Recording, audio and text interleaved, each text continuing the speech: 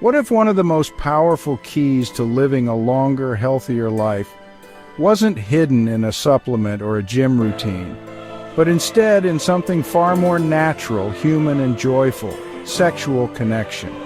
Today, we're exploring the quiet, often overlooked link between sexual health and longevity. Because aging doesn't mean the end of intimacy. In fact, it might just be the beginning of a deeper, more meaningful connection with others and with yourself. As we age, society often paints a picture of decline: gray hair, slower pace, fading passions. But research tells a different story. One where sexual activity and satisfaction continue well into our 60s, 70s, and beyond. And where a healthy sex life might just be linked to a longer, healthier existence. Let's take a closer look. Sexual health isn't just about pleasure. It's a vital part of our emotional, physical, and cognitive well-being. For older adults, regular sexual activity has been associated with lower risk of heart disease, better immune function, improved sleep quality, and stronger memory and cognitive function. Studies have shown that seniors who remain sexually active tend to report higher life satisfaction, lower rates of depression, and even better overall mobility. It's not about performance, it's about vitality, a sense of connection, a reminder that we are still here, still human.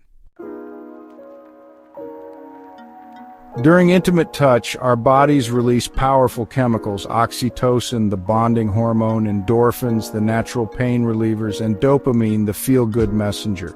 These aren't just fleeting pleasures. They can lower stress, reduce blood pressure, support heart health, and even boost your immune response. These neurochemicals also enhance emotional connection, deepen trust, and can provide a natural form of emotional regulation. Especially important as we age and navigate change, grief, or uncertainty, intimacy isn't just about romance, it's a biological support system. We are wired for connection, and loneliness, especially in later life, has a measurable impact on health. It's been compared to smoking 15 cigarettes a day in terms of mortality risk. Sexual connection, whether with a partner or through solo intimacy, is one way people maintain a sense of touch, closeness, and belonging. It affirms, I am alive, I am wanted, I am still here, and those messages matter. Sexual health is deeply tied to our mental and emotional well-being. It's more than physical ability. It's about identity, self-worth, and our relationship with our bodies. As we age, those relationships evolve. We carry the stories of surgeries, scars, pregnancies, grief, and triumph, and with them we may carry shame, fear, or silence. But the truth is, pleasure heals. Engaging in sexual or sensual experiences can reconnect us with our bodies, not as objects to critique, but as homes to inhabit. People who embrace sexuality in later life often report more body confidence, reduced anxiety and depression, increased motivation for physical self-care, a deeper sense of self-awareness. When we allow ourselves to feel, to want, to explore, we stay engaged in the story of our lives. The foundation of any healthy sexual connection is communication. And in later life, many people find that they finally have the emotional vocabulary and confidence they lacked when they were younger. They're more comfortable expressing their needs, limits, and curiosities without shame or apology. This openness leads to greater intimacy, fewer misunderstandings, and more fulfilling experiences. Many seniors are also embracing intentional exploration, erotic literature, sensual massage, tantric practice, consensual kink, open or non-traditional relationships. Intimacy becomes less about performance and more about presence, creativity, and care. It's about asking, what feels good now? What do I want to experience next? And honoring the answer, whatever it may be. Let's talk about something rarely spoken aloud: masturbation in older adulthood. Despite the silence around it, solo pleasure is not only common, it's healthy. For those who are single, widowed, divorced, or simply enjoying time alone, masturbation can offer release of built-up stress, better sleep and relaxation, pain relief from arthritis, migraines, or tension, a sense of agency and body ownership.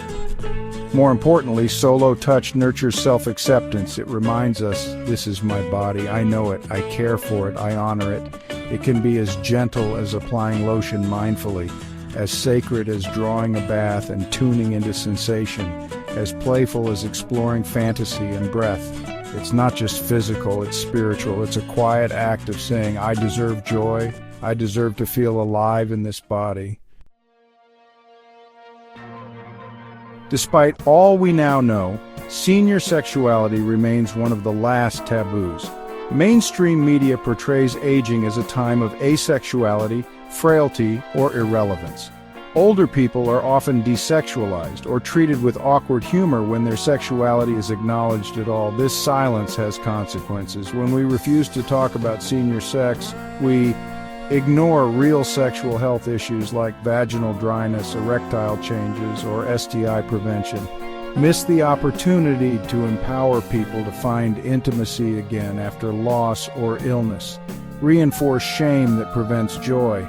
In fact, STIs are on the rise among adults 60 and older, partly because of the myth that older people don't need sexual health education. And emotionally, silence creates isolation. People stop asking questions, stop reaching out, stop exploring. But every time we break that silence, even quietly, even within ourselves, we create space for truth, for freedom, for life. So let's challenge the myth. Let's say it proudly. Aging does not mean the end of pleasure. It can be the beginning of a deeper, more conscious chapter of intimacy than ever before. To age is to transform, to desire is to be alive, to connect through intimacy, conversation, or a simple touch is to stay rooted in what makes us most human. Sexual health is not about performance, it's not about youth, it's about vitality, connection, curiosity, and if we nurture it with care, honesty, and courage, it just might help us live not only longer, but fuller. So whether you're 60 or 90, partnered or solo, exploring or just awakening, remember this: your pleasure matters, your connection matters, your life in all its seasons is still blooming. Stay open, stay soft, and stay wonderfully, beautifully alive. Thanks for watching, and leave a comment. We would love to hear your thoughts. Like, comment, and subscribe.